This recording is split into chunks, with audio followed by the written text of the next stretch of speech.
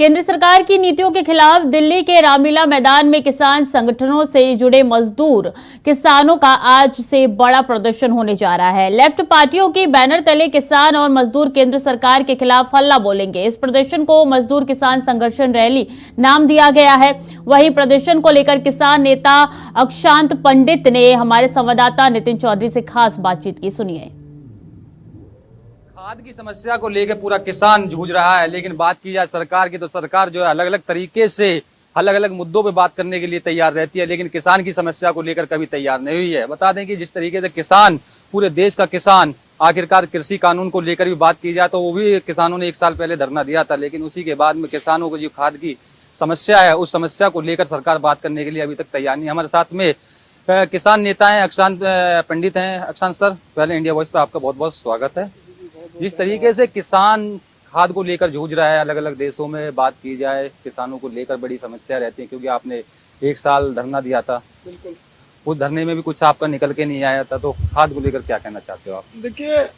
जो किसानों की मूलभूत समस्या, जिन समस्याओं को लेकर के हम लोग लगातार सरकार और सरकार के प्रतिनिधियों के बीच में लगातार विभिन्न माध्यमों से अपना जो विषय रखने का प्रयास करते हैं, चाहे वो आंदोलन के रूप में हो, चाहे वो समाधान वार्ता के रूप में हो, चाहे वो ज्ञापन के माध्यम से हो, या किसी भी विभिन्न प्रकार की व्यवस्थाओं पे जब हम लोग सोचते हैं और जब हम लोग विचार करते हैं, तो हम लोगों का जब रिजल्ट, जब पूर्णतः समानांतर दिशा पर हम लोगों की वार्ता, सकारात्मक दिशा पर जब हम लोगों का जो निवेदन है उसको जब अस्वीकार किया जाता है, तब कहीं ना कहीं वो जो व्यवस्था है एक भीड़ बन करके आंदोलन को स्वरूप लेती है। आपको मैं बता देना चाहता हूँ कि जिन विषयों को लेकर के हम लोग आंदोलनरत हुए थे दिल्ली की सीमाओं में, पूरे देश का किसान जब आया था, जब किसानों का जो विषय था, जिस विषय को लेकर के किसानों के बीच में हम लोगों ने चर्चा की थी और किसान परिवार के लोगों ने सरकार के बीच में अपने जो भी, चाहे वो बिल के मुद्दे रहे हों, चाहे वो पेंशन के मुद्दे रहे हों, चाहे वो किसान परिवार के उन्नत बीजों के मुद्दे रहे हों, चाहे वो बैंक के कर्जों की बात रही हो, चाहे वो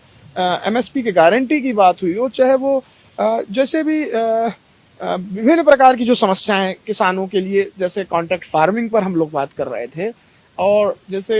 आज भी जैसे विभिन्न ऐसे मुद्दे थे जिन विषयों को लेकर के हम लोगों के सरकार के द्वारा जो वार्ता हुई थी, सरकार और देश के यशस्वी प्रधानमंत्री श्री नरेंद्र मोदी जी के द्वारा हम लोगों को आश्वस्त कराया गया था कि भाई आप लोग चिंता ना करें, हम जो हुआ तो हुआ,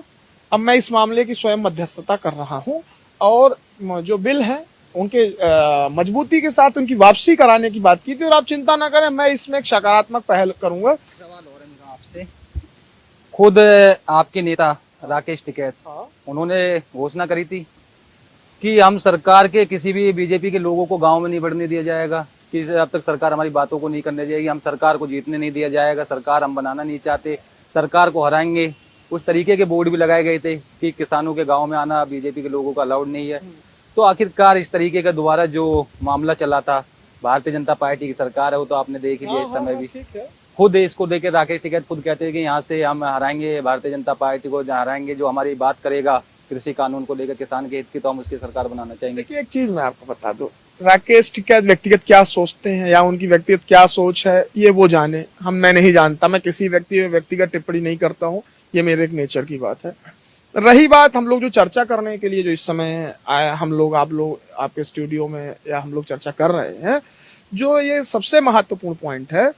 कि जो मतलब ये जो आंदोलन था किसी राकेश टिकैत जी का नहीं था, किसी अक्षांश पंडित का नहीं था, ना किसी भी व्यक्ति विशेष का था। ये आंदोलन विभिन्न प्रकार के संगठनों के द्वारा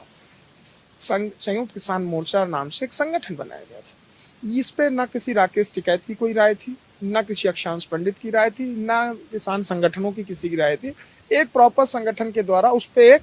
पहले डिस्कस होता था, डिस्कशन के बाद जो भी गंभीर किसानों से संदर्भित मुद्दे होते थे, उन मुद्दों को इम्प्लीमेंटेशंस पर चर्चा की जाती थी कि हम किसानों के लिए और किसान के लिए क्या क्या इन आंदोलन से संदर्भित चर्चा होनी, उस पर बात करेंगे। दूसरी बात, एक चीज को बड़ी स्पष्टता से समझ लीजिए, हर जगह चूंकि ये बात को बताना पड़ता है, तो मैं आपको ही इस बात को बता देना चाहता हूँ बहुत गंभीरता से। हमारी लड़ाई किसी भाजपा, किसी कांग्रेस, किसी बसपा, सपा, आम आदमी से नहीं है। हमारी जो लड़ाई होगी, हम किसी बीजेपी के विरोध में नहीं हो सकते हैं, किसी बसपा के, सपा के विरोध में नहीं हो सकते, लेकिन हमारी लड़ाई सरकार और सरकार की नीतियों के विपक्ष में होगी, जो किसान जन उपयोगी नीतियों को नहीं अख्तियार की जाएगी। तो नीतियों को बताना, अगर आपके ही परिवार में, जैसे आप परिवार के मुखिया हैं, कई बार आपके द्वारा अगर गलत कृत्य किए जा रहे हैं, तो क्या आपके बेटे का अधिकार नहीं कि ये बताए आपको आके पिताजी यहाँ पर आपकी ये हम उम्र में बड़े हमारे अभिभावक हैं और यहाँ गड़बड़ हो रहा है। और आपको तो तब उस समय और ज्यादा गंभीरता से सोचने की आवश्यकता होनी चाहिए कि मेरा बेटा आकर के मतलब मुझसे कह रहा है कि पिताजी आप गलत हैं, तो हम उस स्टेज पे खड़े हुए हैं और हमारा विरोध नहीं है, हमारा निवेदन है सरकार से कि जो समस्या आज खाद पर आप देखिए, खाद कितनी बड़ी समस्या है। आज जमीन पे देखिए ना, एक एक व्यक्ति 4-4, 2-2, एक-एक बोरी खाद के लिए 3-3 दिन, 4-4 दिन, 6-6 दिन लाइन पर है, उसके बाद भी कुछ नहीं हो पा रहा था। बहुत बहुत धन्यवाद आपका। ये थे हमारे साथ में अक्षांत पंडित। इनका कहना है कि जिस तरीके से सरकार इस कानून की बात की जाए और जो उनकी समस्या है किसानों को उस पर समाधान कर ले तो और भी अच्छा रहेगा। कैमरामैन निक्की के साथ मैं नितिन चौधरी, इंडिया वॉइस।